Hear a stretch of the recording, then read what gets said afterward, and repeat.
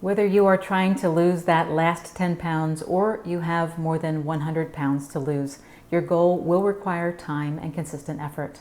If you are not prepared, old habits can sneak back into your routine and sabotage your results. In this video, I'll discuss 3 diet pitfalls to avoid so that you can keep moving forward towards your goal.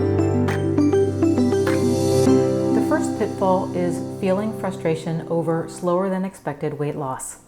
We have been conditioned to think that losing 2 pounds a week is how quickly weight is supposed to come off once we dedicate ourselves to a plan. And that might be an accurate measure for a youthful person or someone who has a substantial amount of weight to lose. However, weight loss is impacted by many factors, including age, medication, hormonal imbalances, and how close you are to your goal weight. Expectations can be tricky things.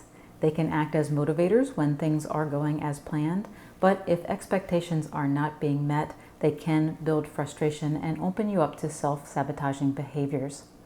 If you have a history of slow weight loss, you may be happier with your journey if you stop focusing on a number and instead watch for consistent weight loss over time. If that is happening, you are on track to reach your goal.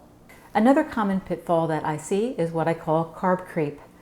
Low-carb diets are effective for weight loss because they keep the fat-storing hormone called insulin low. When we first start a low-carb diet, we tend to be very conscious of everything that we put in our mouths. But humans are creatures of habit, and it is easy to drop into mindless eating habits that allow a few extra carbs to creep into your daily carb total. While it is not the most fun thing to do, it is a good idea to track your food intake using a free online tracking tool like Chronometer or MyFitnessPal. And carbs aren't the only thing that can creep in and derail your diet. You also have to look out for ants, or automatic negative thoughts. This is a concept that I first learned from Dr. Daniel Amann in his book, Change Your Brain, Change Your Life. If you've ever heard that little voice inside of your head that tells you that your diet is taking too long, or it's not fair that you have to diet when your spouse is naturally skinny, those are ants. In my program, we have a whole series on how to exterminate ants before they derail your progress, but the first and biggest step is to listen to the subtle thoughts that flow through your head. Once you are aware of your internal dialogue, you can work on replacing those negative and destructive thoughts with more beneficial ones.